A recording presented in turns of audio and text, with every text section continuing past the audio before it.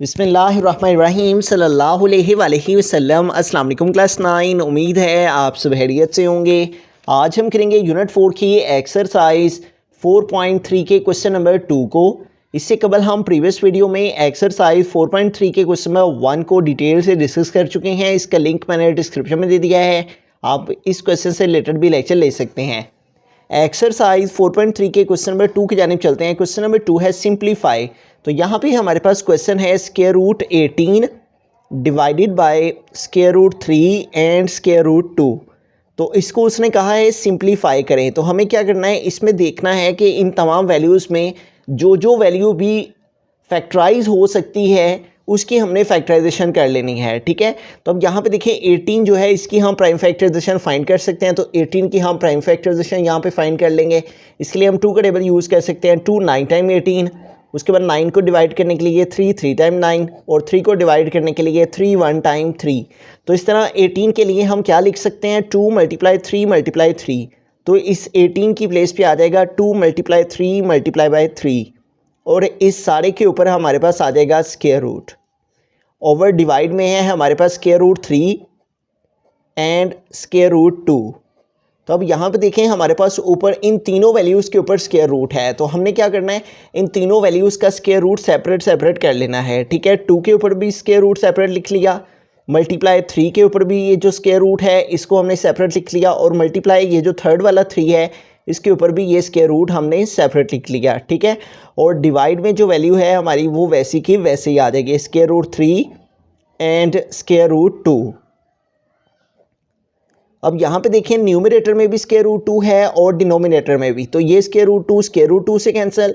इसी तरह square root 3 numerator में भी है और डिनोमिनेटर में भी है। ठीक है, स्क्वायर रूट 2 से कैंसिल, स्क्वायर रूट 3 से कैंसिल, और रिमेनिंग हमारे पास क्या रह गया है, स्क्वायर रूट 3। और यही हमारा जो सा है वो आंसर आ जाएगा। तो इस क्वेश्चन में हमने जस्ट क्या किया है, इस 18 की फैक्टराइजेशन की है और वो आई है 2 × 3 × 3। उसके बाद इस 18 की ये जो फैक्टराइजेशन आई है इसके तमाम की तमाम वैल्यूज़ को हमने स्क्वायर रूट के साथ सेपरेट करके लिख दिया। फिर ऊपर और नीचे जो वैल्यूज सेम थी उनकी कटिंग से हमारे पास रिमेनिंग रह गया स्क्वायर रूट 3, और यही हमारा आंसर है। बिस्मिल्लाहिर्रहमानिर्रहीम। सेकंड पार्ट है square root 21, square root 9 over square root 63। तो यहाँ पे देखिए हमें देखना है कि तीनों नंबर्स की फैक्टराइजेशन हो सकती है।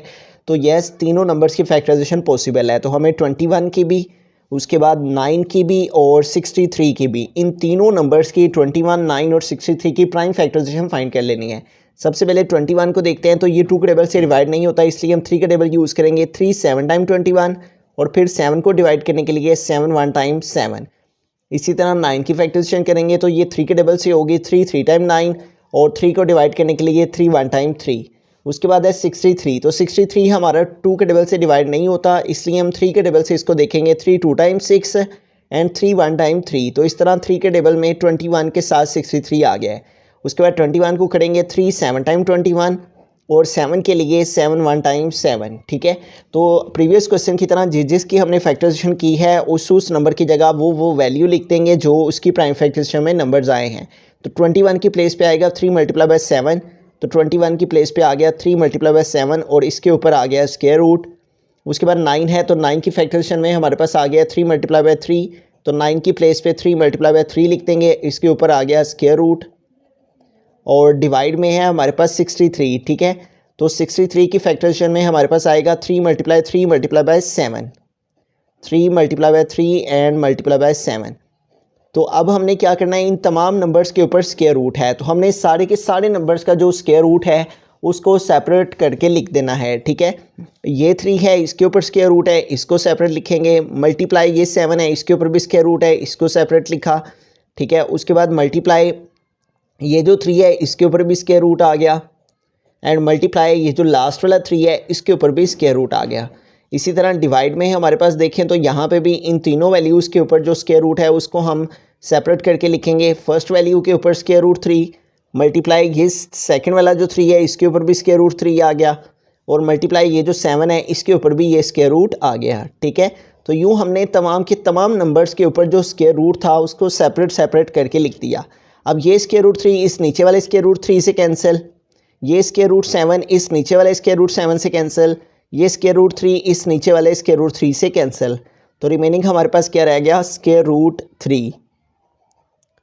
तो प्रीवियस क्वेश्चन की तरह इस क्वेश्चन का आंसर भी हमारा आ गया स्क्वायर रूट 3। तो यहाँ भी हमने प्रीवियस क्वेश्चन की तरह इन तीनों नंबर्स की फैक्टराइजेशन की और जो आंसर्स आए हैं उनको सेपरेट उनके स्क्वायर रूट के साथ लिखा और सारे नंबर जो कि सेम थे ऊपर और नीचे उनकी कटिंग हो गई और ये स्क्वायर रूट 3 रिमेनिंग रह गया और यही हमारा आंसर। बिस्मिल्लाहिर्रहमानिर्रहीम, थर्ड पार्ट की तरफ चलते हैं। तो यहाँ पे हमारा क्वेश्चन है, यहाँ रूट में हमारे पास 5 है, जबकि जो वैल्यू है हमारे पास वो है 243, x टू द एक्सपोनेंट 5 है, y टू द एक्सपोनेंट 10 है, जबकि z टू द एक्सपोनेंट 15 है। तो अब यहाँ पे जो नंबर है वो है 243। तो इस 243 की हमने प्राइम फैक्टराइजेशन फाइंड कर लेनी है।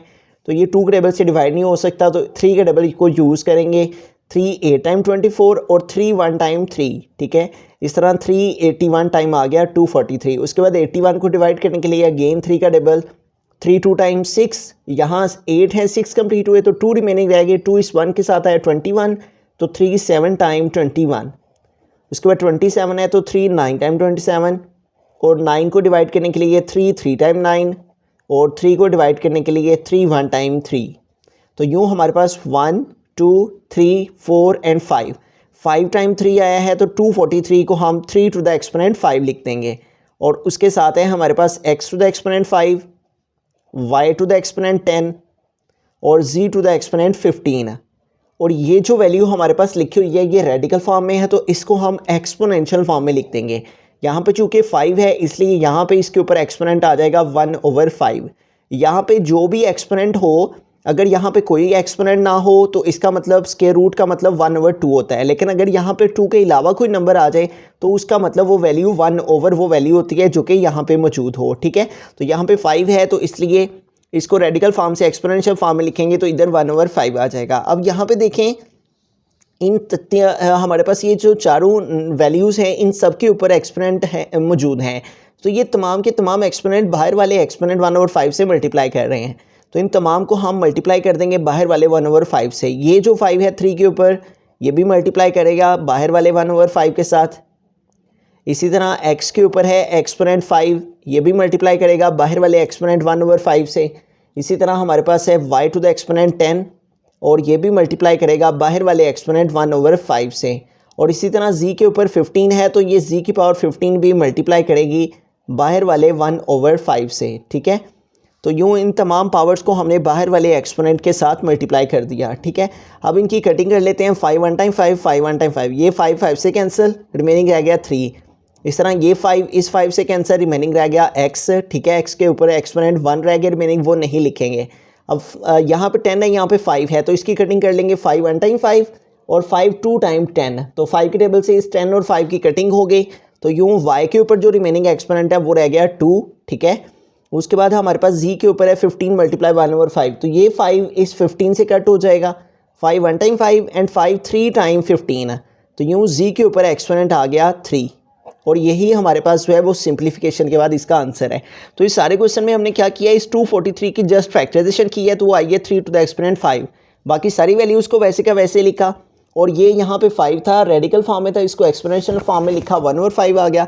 उसके बाद ये तमाम पावर्स बाहर वाली 1/5 से हमने मल्टीप्लाई कर दी अलग-अलग से, तो जिनकी कटिंग हो गई और कटिंग के बाद जो आंसर्स आ गए वो हमारे पास आ गए 3x/² z³। बिस्मिल्लाहिर्रहमानिर्रहीम, फोर्थ पार्ट के अंदर चलते हैं। हमारा क्वेश्चन है 4/5 और यहाँ पे क्यूबिक रूट है हमारे पास और वैल्यू है 125।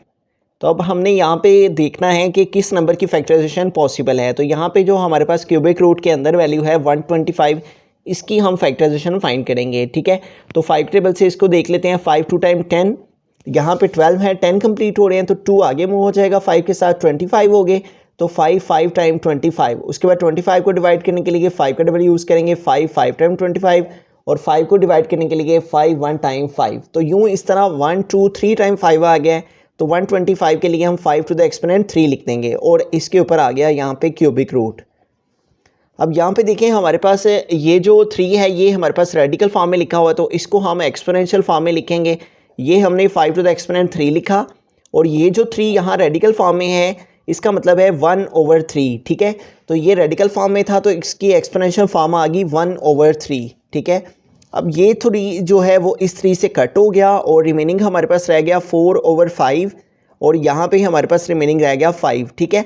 अब ये 5 न्यूमरेटर में, ये डिनोमिनेटर में है, तो 5 1 टाइम 5, 5 1 टाइम 5, 5 5 से कैंसिल और रिमेनिंग हमारे पास क्या रह गया 4 और यही हमारा आंसर आ गया, ठीक है। तो इस सारे क्वेश्चन में हमने जस्ट 125 की फैक्टराइजेशन की है, तो वो आया 5 की पावर 3, वो 3 इस बाहर वाले 1/3 के साथ कट हो गया और फिर ये 5 इस नीचे वाले 5 से कट हुआ, तो यूँ हमारे पास जो फाइनल आंसर है वो आ गया 4। बिस्मिल्लाहिर्रहमानिर्रहीम, फिफ्थ पार्ट के अंदर चलते हैं। तो यहाँ पे हमारे पास 21 है और 7 है और 3 है, तो इसमें जस्ट 21 है जिसकी फैक्टराइजेशन पॉसिबल है, तो 21 की फैक्टराइजेशन के लिए हम 3 का टेबल यूज़ करेंगे। 3 7 टाइम 21 और 7 1 टाइम 7, ठीक है। तो यूँ 21 की फैक्टराइजेशन के लिए क्या आ गया 3 × 7, ठीक है। तो इस 21 की प्लेस पे हमने लिख दिया 3 × 7 और इसके ऊपर स्क्वायर रूट है, तो स्क्वायर रूट वैसे का वैसे ही आ गया। उसके अलावा यहाँ पे है square root 7 and multiply square root 3। तो अब यहाँ पे देखिए हमारे पास इन दोनों वैल्यूज़ के ऊपर स्क्वायर रूट है, तो इन दोनों के स्क्वायर रूट को हम सेपरेट करके लिख लेते हैं। 3 का स्क्वायर रूट सेपरेट और 7 के ऊपर भी जो स्क्वायर रूट है उसको भी हमने सेपरेट लिख दिया और मल्टीप्लाई हमारे पास आ गया स्क्वायर रूट 7 और मल्टीप्लाई स्क्वायर रूट 3।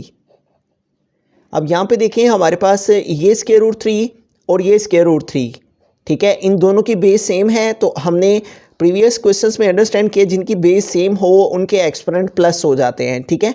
तो 1 और 1 इन दोनों की बेस स्क्वायर रूट 3 है, तो इनकी पावर ऐड हो जाएंगी, 1 पावर इसकी और 1 पावर इसकी प्लस होके स्क्वायर रूट 3 की पावर 2 आ गई। इसी तरह यहाँ पे देखें स्क्वायर रूट 7, तो बेस सेम है, तो बेस सेम हो तो एक्सपोनेंट प्लस हो जाते हैं, इसलिए हम बेस को एक दफ़ा लिखेंगे स्क्वायर रूट 7 और इनके एक्सपोनेंट ऐड होके 1 और 1 2 आ गया, ठीक है।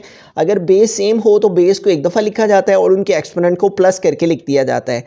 जैसे इन दोनों की बेस सेम थी तो इसको एक दफ़ा लिखा बेस को और इनके एक्सपोनेंट को प्लस करके 1 और 1 2 आ गया, ठीक है। तो ये एक्सपोनेंशियल लॉज हैं, रूल्स हैं, जिसके मुताबिक अगर बेस सेम हो और वो मल्टीप्लाई कर रही हो तो उनकी पावर्स ऐड हो जाती हैं। अब यहाँ पे देखें ये स्क्वायर इस स्क्वायर रूट से कैंसिल और ये स्क्वायर इस स्क्वायर रूट से कैंसिल। ये जो स्क्वायर रूट है इसका मतलब होता है 1/2, ठीक है। ये जो स्क्वायर रूट था इसका मतलब था 1/2 और ये मल्टीप्लाई कर रहा था इस बाहर वाले 2 से, ठीक है। तो यूँ ये 2 इस 2 से कैंसिल हो गया। इस तरह से स्क्वायर जो है वो स्क्वायर रूट से कैंसिल हो जाता है और रिमेनिंग हमारे पास क्या रह गया 3 × 7। तो 3 को 7 से मल्टीप्लाई कर देंगे तो 3 7 टाइम हमारे पास आ गया 21 और यही हमारा जो है वो फाइनल आंसर आ गया। तो इस क्वेश्चन में हमने जस्ट 21 की फैक्टराइजेशन की है और वो आया 3 × 7। इसका भी स्क्वायर रूट सेपरेट किया और इस 7 का भी स्क्वायर रूट सेपरेट किया। इन दोनों वैल्यूज़ को वैसे का वैसे लिखा। ये दोनों वैल्यूज सेम थी तो इसकी पावर 2 आ गई और ये दोनों सेम थी तो इसकी पावर 2, ये पावर 2 स्क्वायर रूट से कैंसिल, ये पावर 2 भी स्क्वायर रूट से कैंसिल, रिमेनिंग रह गया 3 × 7। 3 को 7 से मल्टीप्लाई किया तो 21 और यही हमारा आंसर है।